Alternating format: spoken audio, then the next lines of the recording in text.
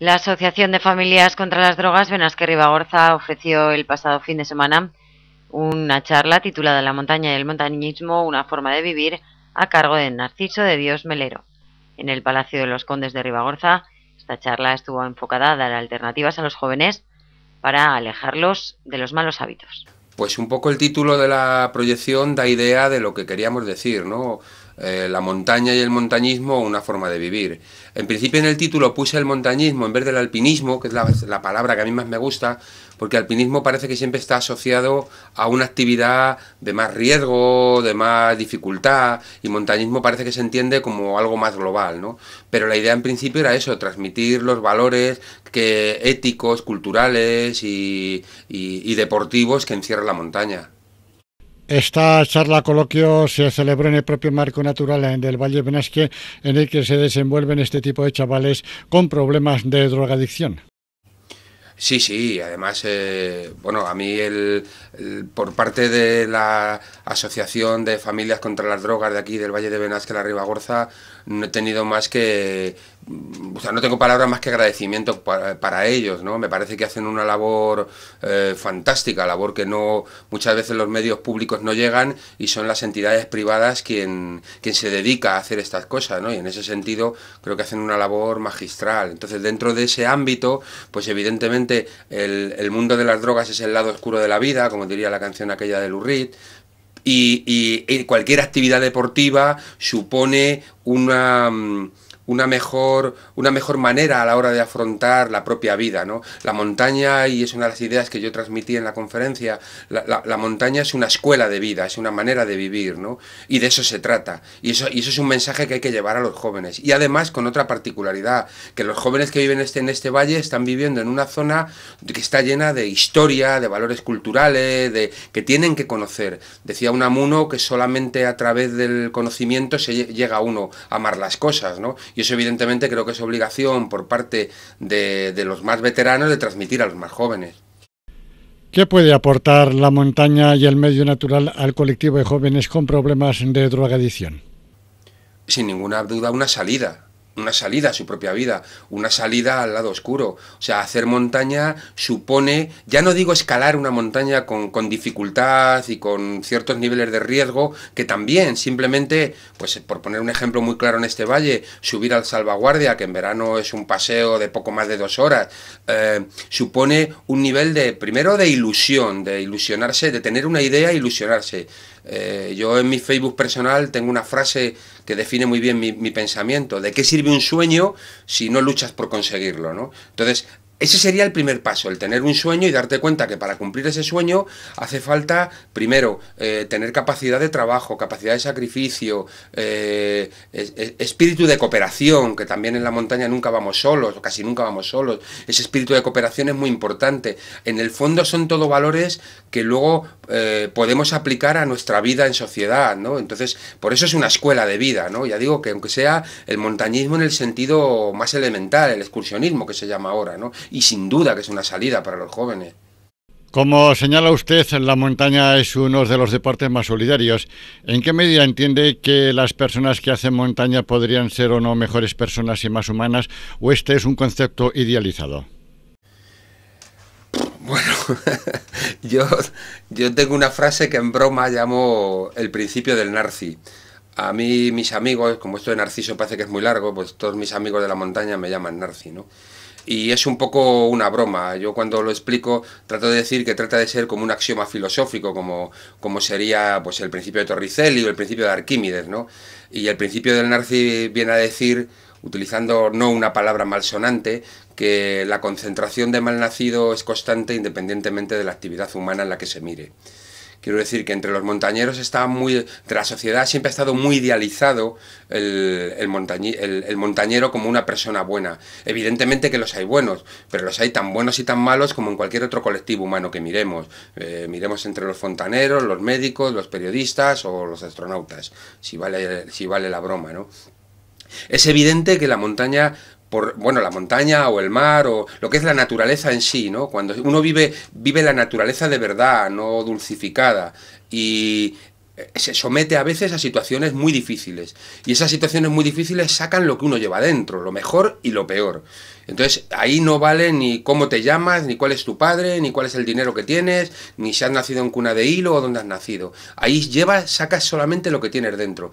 Evidentemente, el espíritu muchas veces también se aprende que la única posibilidad que hay de salir de determinadas situaciones muy difíciles es precisamente por la fuerza del grupo, ¿no? Yo en mis cursos suelo explicarle a mis alumnos que la fuerza de un grupo es más allá que la mera suma matemática de 1 más 1, ¿no? 1 más 1 no son 2, en este caso pueden ser 4, pueden ser 8, y eso es por la solidaridad. Yo me apoyo con mi compañero y con mis compañeros, y mis compañeros me apoyan a mí. Y eso evidentemente, pues volvemos a lo que decíamos antes, es una escuela de vida. De eso a idealizar de que todo el mundo es bueno, pues hombre, también es verdad que la montaña se ha masificado, para mí, evidentemente, en exceso, pero se ha masificado, y esa masificación ha hecho que mucha gente haya llegado sin tener un bagaje previo. Nosotros antes nos enseñaban nuestros mayores porque empezábamos dando paseos por la montaña y aprendíamos a conocer las flores y a conocer los caminos por los valles. Las cumbres eran terrenos prohibidos y poco a poco fuimos haciendo como un peregrinaje, como si fuese una carrera universitaria para llegar a escalar paredes y montañas grandes, ¿no? Hoy la gente, pues por los medios de comunicación y por un montón de cosas, pues resulta que hace 2 excursiones y a la tercera se va al Himalaya y no ha tenido todo ese bagaje. Entonces, evidentemente, muchas de las partes negativas de la sociedad, pues las llevan a sus actividades. Pero es por eso, porque quizá no han tenido ese peregrinaje previo que es una escuela, que es un aprendizaje, ¿no? ¿Cómo la posible pérdida de valores humanos también podría trasladarse al ámbito de los montañeros? Yo tampoco generalizaría, claro, es un tema muy delicado. Hay ejemplos, que trabajar de guardaparques en un parque natural, o hay un montón de profesiones que están rodeadas de la montaña y puede ser una salida, pero claro, esa salida profesional sería el último escalón. El primer escalón es el del ocio saludable, el de que vean que la vida no está en emborracharse o en meterse sustancias, ¿no? A mí me parece que eso es un discurso, el de emborracharse o meterse sustancias, como que eso es sinónimo de diversión, me parece el discurso más canalla que existe en la sociedad, ¿no? Creo que no solamente que no es necesario, sino que es que no hace falta, o sea, es que no sé ni cómo decirlo. Las drogas son el lado más oscuro, ¿no? Eso no quita, claro, tampoco es lo mismo que hablemos de jóvenes a que hablemos de personas con mayoría de edad, ¿no? Con los jóvenes, me refiero a los menores de edad, evidentemente no hablaríamos ni del alcohol, aunque ya sabemos que por las estadísticas con 13 años o así es cuando empiezan, ¿no? Pero con adultos sí que habría que enseñarles que uno puede disfrutar de un buen vinito con unos amigos o de una copa de cava o incluso de un cubata, pero una cosa es tomarse un cubata y otra cosa es saber cuántos me tomo esta noche, ¿no? Eso no es el ocio y eso no es la vida, eso te destroza, eso te destroza. Entonces, lo que hay que transmitir es que el deporte, nosotros estamos hablando de montañas y yo como montañero y como técnico deportivo de montaña y de esquí, pues evidentemente es lo que más me apasiona, pero me da igual que habláramos del fútbol, de correr carreras o de la bicicleta, de cualquier deporte. El deporte está asociado a la vida saludable y esa es la primera lección que tenemos que transmitir. Y un poco como decíamos antes, ¿no? Cualquier actividad deportiva siempre lleva aparejado no solamente una vida saludable, sino que te transforma como persona, porque necesitas hacer, para afrontar la actividad, no hace falta que sea a nivel de alto rendimiento, pero si evidentemente tú vas a hacer una excursión con bicicleta, tú tienes que haber dormido bien, haberte hidratado bien, haber comido bien, tienes que llevar una vida saludable. Y esos valores son los que hay que transmitir, ¿no? La charla-conferencia en Benasque estuvo acompañada de 2 documentales y uno de cortesía. Sí, pusimos unos documentales que yo les tengo especial cariño, ¿no? Uno se llama La última pregunta, que con toda modestia trata de dar...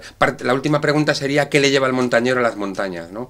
Y como digo en ese documental... en más de 200 años de historia, de miles de páginas escritas por montañeros, nadie ha conseguido dar una definición exacta.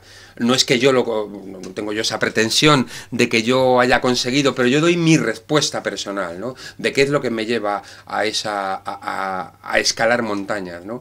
Y luego el otro documental es un cuento que escribí dedicado a una magnífica alpinista que hizo el Everest sin oxígeno y que luego fue al Polo Sur en solitario. Se llama Chus Lago. Yo la enseñé a esquiar precisamente para que pudiera hacer su actividad del polo. Y estando ya en el polo le escribí un cuento que se llamaba Aquella muchacha. Y en ese cuento se transmite, yo creo que muy bien estos valores que estamos diciendo, lo que supone el esfuerzo, la superación, la capacidad de trabajo. En el fondo, lo de la frase esa mía que yo decía, ¿no? Lo de qué sirve un sueño si no luchas por conseguirlo. Recientemente usted ha cumplido 40 años ejercitando, haciendo, realizando montaña. ¿Cómo ha vivido esta efemérides y cómo ha visto la evolución del montañismo en estos 40 años? 40 años es mucho tiempo. Pues lo viví con mucha modestia y en la intimidad más absoluta. O sea, yo creo que prácticamente no se lo dije a nadie, no por nada, sino porque, bueno, me pilló, fue en febrero, y me pilló dando clases de esquí con la Escuela Española de Esquí de aquí de Cerler, que es con la que colaboro, ¿no?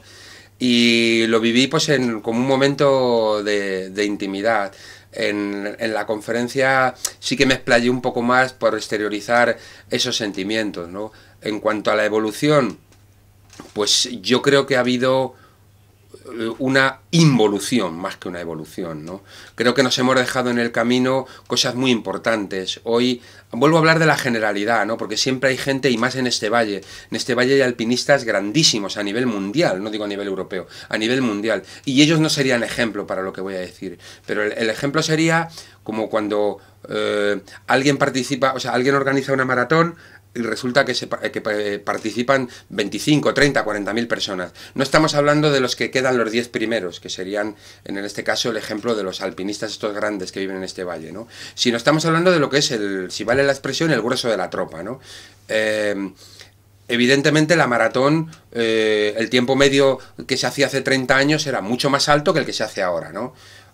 Yo mi sensación como técnico deportivo y que vivo en las montañas es que ha habido una involución en la montaña y que nos hemos dejado en el camino todos esos valores que nos enseñaban nuestros mayores, ¿no? La importancia de la cultura en la montaña, el deporte es cultura y el alpinismo es cultura, la importancia de la historia, el saber.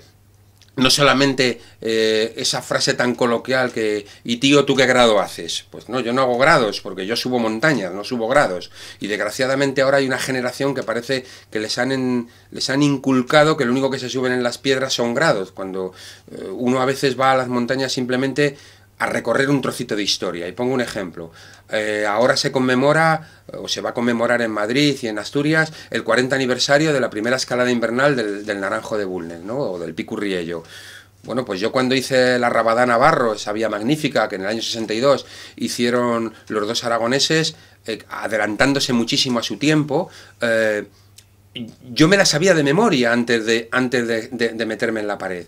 ¿Y por qué me la sabía de memoria? Porque soy un apasionado de la historia. Entonces yo no estaba escalando en el largo tercero, que si tal dificultad o tal otra. Estaba recorriendo un trocito de historia y estaba posando mis manos y mis pies donde lo habían posado escaladores tan mágicos como Rabadá Navarro o como los que vinieron después, porque esa es una vía que es mítica, ¿no? Yo creo que todo eso, o mucho de eso, se ha perdido, ¿no? ¿A quién le interesa saber si el Aneto se llamaba Aneto o los franceses le llamaron Netu? Pues hay gente, cada vez menos desgraciadamente, que sí se interesa por esas historias, pero hay gente que no, que le da igual, que lo único que quiere es que mira el reloj y dice, he tardado 3 horas y 20 minutos. A mí la montaña sí no me interesa. Y ya una última pregunta. El Valle de Benasque es la meca del montañismo con picos y cimas de más de 3.000 metros de altura. ¿Sabemos vender esa circunstancia y ese aspecto diferenciador? Uf, qué pregunta más larga y más difícil. Pues evidentemente yo voy a dar mi modesta opinión. No significa con esto que acierte. Yo creo que en parte sí y en parte no. Ahora se está viviendo una polémica aquí en el Valle sobre la creación del Parque Nacional, si es bueno convertirlo en Parque Nacional, ¿no? Yo estoy postulado radicalmente en el no. No es bueno que sea parque nacional, porque tal como se conciben los parques nacionales en España, lo único que van a hacer es, no quiero utilizar bueno, lo diré así directamente, robarle la tierra a la gente para y van a seguir siendo propietarios, pero no van a poder hacer nada con lo suyo. Usos tan tradicionales como recoger setas, cazar, pescar, recoger la madera en los bosques, todo eso va a estar prohibido. En un parque nacional, tal como se concibe en España, vuelvo a decir, tal como se concibe en España, actividades, y lo digo lleno de ironía, de actividades tan peligrosas para el medio como son la bicicleta o montar a caballo, están prohibidas. La escalada está regulada y luego se transforma el paisaje, que es lo que se hace. No hay más que mirar a nuestros vecinos, a Ordesa o a Aigüestortes, ¿no? Siempre caminos muy señalizados, llenos de maderitas. A mí me parece que este valle cometería un gravísimo error si convirtiera estas montañas en parque nacional, porque habría que aprender de nuestros mayores. Yo creo que en la historia está casi todo escrito. Dicen que un pueblo que no conoce su historia está condenado a repetirla en el peor de los casos, ¿no? Y a mí me parece que nuestros mayores, sin necesidad de ninguna figura de protección, han conservado estas montañas. Eso es lo que tenemos que hacer, ¿no? Yo, por la historia, por el paisaje, yo soy un enamorado de estas montañas desde la primera vez que vine en el año 75. Y creo que hay mucho trabajo que hacer, pero trabajo en el buen sentido, para potenciarlo, para enseñarlo y fundamentalmente para reivindicar esos valores culturales y éticos. Acabo la reflexión. A mí me gusta mucho repetir siempre una frase de Francisco Giner de los Ríos: el paisaje es un bien cultural. Si lo entendemos como tal y entendemos el paisaje como un cuadro de Picasso o un cuadro de Goya, seguramente no tendríamos la mitad de osadía que tenemos a la hora de transformarlo. Rosy González de Garay, presidenta de la Asociación de Familias contra las Drogas de Benasque y Ribagorza, destacaba la apuesta de su colectivo por el medio natural como salida a los jóvenes enganchados a las drogas. Bueno, en realidad, más que a los afectados, es en plan prevención. Lo que la asociación pretende es, en el ámbito de prevención, enseñar a todos los jóvenes y adolescentes lo que tienen en casa. En lo que tienen en casa, evidentemente, es la montaña. En este caso, el audiovisual que vamos a ver es relacionado en la montaña y la forma de vivir, con lo cual es una relación interesante para que ellos lo puedan ver y puedan juzgar el resultado de la montaña y de la forma de vivir, con lo cual no es para gente que está afectada, sino más bien en plan prevención. En este sentido, usted es una gran defensora de lo que denomina como ocio saludable. Totalmente. En la montaña lo que se pretende es que sea un ocio saludable, que sea sano, que se entretengan, que se diviertan y a la vez que aprendan.